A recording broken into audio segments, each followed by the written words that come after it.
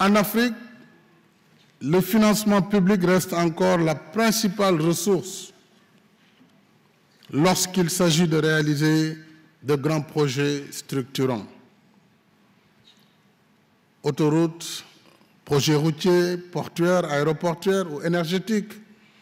Pour nos pays, la première équation à résoudre est de savoir où trouver l'argent utile pour réaliser ces grandes infrastructures, certainement dans le budget national, par la mobilisation de l'impôt, ce qui requiert deux impératifs au moins.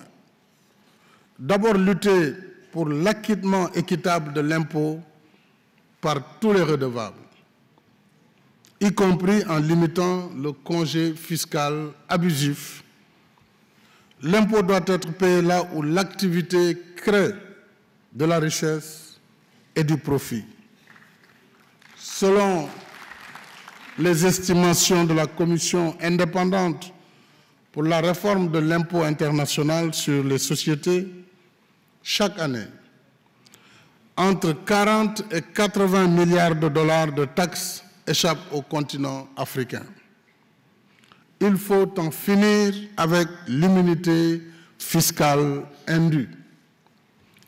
Si l'impôt dû à l'Afrique était payé, le débat sur l'aide publique au développement ne se poserait pas. L'Afrique est donc fondée à réclamer plus d'équité entre les droits légitimes de l'investisseur et ses obligations fiscales vis-à-vis du pays hôte. Ensuite, il convient d'agir plus fermement contre l'évasion fiscale et les flux financiers illicites. Au titre de mon mandat de président en exercice du NEPAD, j'ai souvent porté ce message au sommet du G7 et du G20 pour une meilleure coopération internationale dans ce sens. Et je salue à ce sujet les initiatives de l'OCDE sur la fiscalité internationale, initiatives soutenues par le Fonds monétaire international et la Banque mondiale. Pour les pays en développement, africains en particulier, la révision des règles du système fiscal international devrait inclure 3 priorités essentielles. L'assistance technique en matière d'identification des besoins de réforme et de planification stratégique. Le renforcement des capacités des administrations fiscales, y compris le soutien à la dématérialisation des procédures et formalités. Enfin, le soutien à la révision des codes miniers et des codes des hydrocarbures pour des contrats plus équitables qui rémunèrent l'investisseur et génèrent des ressources conséquentes pour l'État. L'emprunt constitue bien sûr la seconde source de financement du développement. Mais une évidence s'impose sur ce plan à nous. Le cercle des partenaires se réduit lorsqu'il s'agit de bâtir des infrastructures majeures, indispensables à la réalisation de l'objectif d'émergence. Alors, l'Afrique qui se développe, qui a, je rappelle, une superficie de plus de 30 millions de kilomètres carrés, qui doit assurer son développement, doit nécessairement élargir la base de ses partenariats. À cette fin, il ne peut y avoir ni chasse gardée, ni exclusivité, ni exclusion. Tous les partenaires, publics et privés, traditionnels et nouveaux, sont les bienvenus sur le continent. Si je prends l'exemple de notre pays, quelques réalisations majeures du plan Sénégal émergent portent l'emblème de ce partenariat ouvert et diversifié. C'est le cas, entre autres, du Dakar Arena, du parc industriel et du parc des expositions internationales de Diamniadio, de l'aéroport international Blaise Diagne de l'autoroute Ila-Touba et du train express régional dont nous avons réceptionné la première tranche le lundi dernier. Je n'oublie pas la problématique de l'industrialisation. Elle est capitale. Une Afrique en quête d'émergence ne peut se résigner à la seule exportation des matières premières brutes, souvent mal rémunérées et à des prix aléatoires. L'Afrique qui émerge est une Afrique qui transforme ses matières premières pour créer des chaînes de valeur, générer des emplois et vaincre le chômage endémique des jeunes. Nous devons réformer, innover et poursuivre les efforts d'amélioration de l'environnement des affaires pour attirer plus d'investissements privés et saisir les opportunités de délocalisation d'entreprises. Plusieurs pays africains, dont le Sénégal, se sont ainsi engagés dans la création de parcs industriels et de zones économiques spéciales. Notre pays s'est lui-même inspiré d'autres qui l'ont précédé sur cette voie.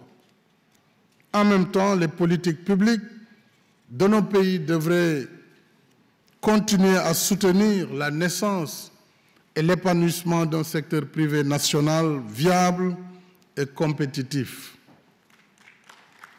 C'est aussi un impératif de premier ordre sur la voie de l'émergence. Cet élan, mesdames et messieurs, est aujourd'hui en cours. Il est incarné par des hommes et des femmes d'affaires africains qui investissent non seulement dans leur propre pays, mais aussi ailleurs en Afrique et dans le monde. Et je voudrais saluer tous les champions d'Afrique du secteur privé qui rayonnent à travers le monde. Ces hommes et ces femmes sont une source d'inspiration pour nos jeunes entrepreneurs et des partenaires fiables de nos États et du secteur privé international. Ils savent marcher au rythme exigeant du fast track et délivrer à temps des projets d'envergure et de qualité. Aux côtés de leurs partenaires étrangers, les entreprises sénégalaises qui travaillent sur le projet du train express régional nous ont donné un bel exemple de coopération et surtout d'efficacité. J'en viens maintenant, pour terminer, à la problématique de l'inclusion sociale. Elle reste un défi majeur pour les pouvoirs publics. En Afrique comme ailleurs, elle pose frontalement la question de la finalité de la croissance. Quand des couches sociales vulnérables sont laissées pour compte, cette question appelle des réponses adaptées au contexte de chaque pays. Dans notre propre cas, nous avons mis en place des initiatives et programmes novateurs comme la couverture sanitaire universelle ou couverture maladie universelle, mais également un programme d'appui à travers des bourses de sécurité familiale, le programme d'urgence de développement communautaire que nous avons lancé avec le soutien du PNUD, qui a 4 composantes principales qui constituent le dénominateur commun des grandes difficultés du monde rural, à savoir l'absence d'eau potable, l'absence d'électrification rurale, l'absence de pistes de désenclavement et le nécessaire allègement des travaux domestiques des femmes.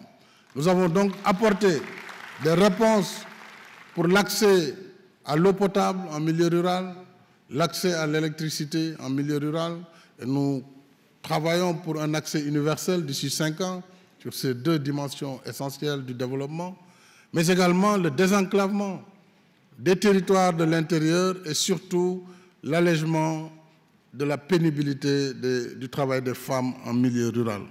Ça, c'est le PUDC. Nous avons d'autres programmes comme le PUMA, destiné aux zones frontalières, mais nous avons surtout un nouvel instrument qui s'appelle la délégation à l'entrepreneuriat rapide pour les femmes et pour les jeunes, ceci pour soutenir l'auto-emploi.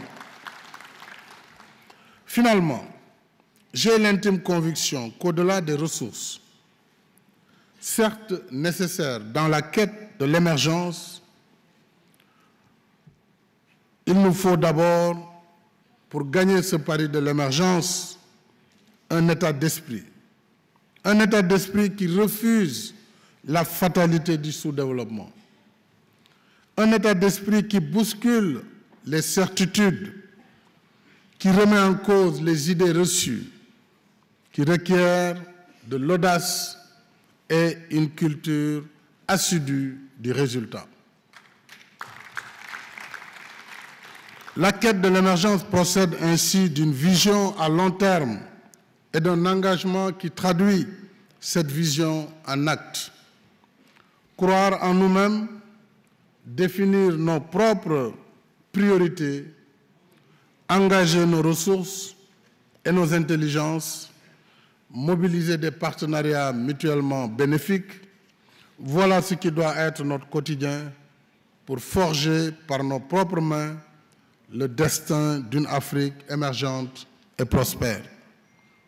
Les défis sont là, immenses, nous ne les ignorons pas, mais le champ des possibles pour relever ces défis est encore plus grand.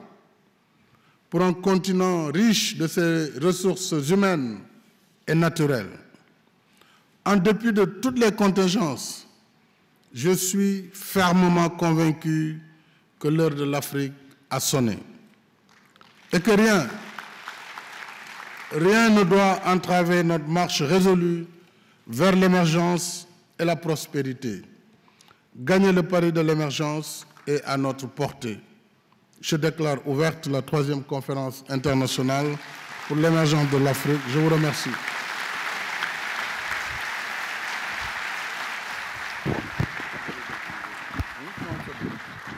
Bravo.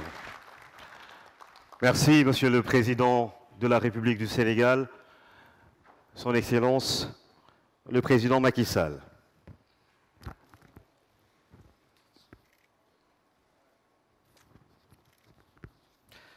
Monsieur Tony Elumelu, fondateur et président de Hearst Holding, est parmi nous.